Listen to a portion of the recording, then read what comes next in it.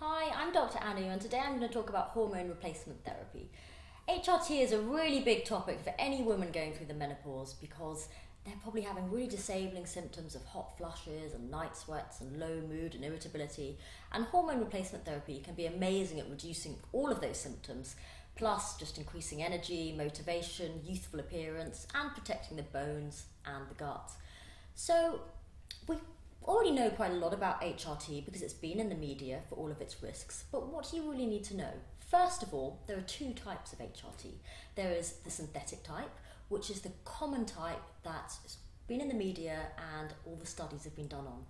And then there's something quite new called bioidentical hormone replacement therapy, and I'm going to come on and talk a bit about that later.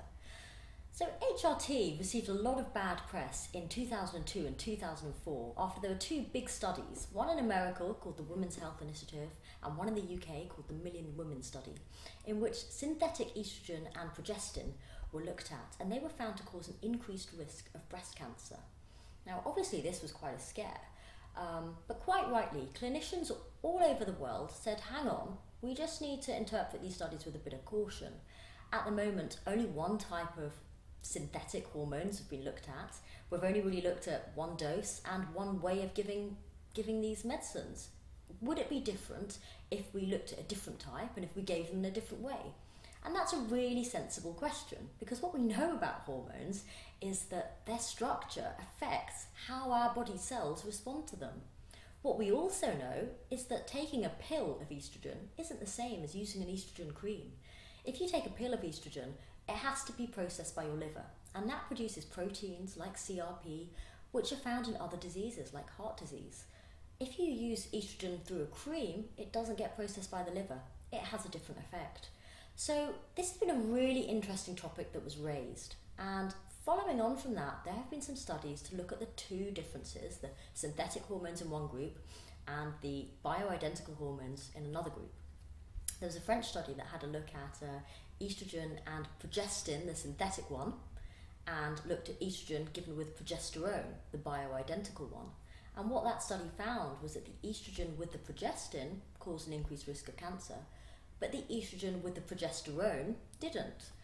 Now there have been some other studies that have also shown that natural or bioidentical progesterone has a different effect from synthetic progestin. This is an area that needs more research. This is all ongoing, but it's really interesting.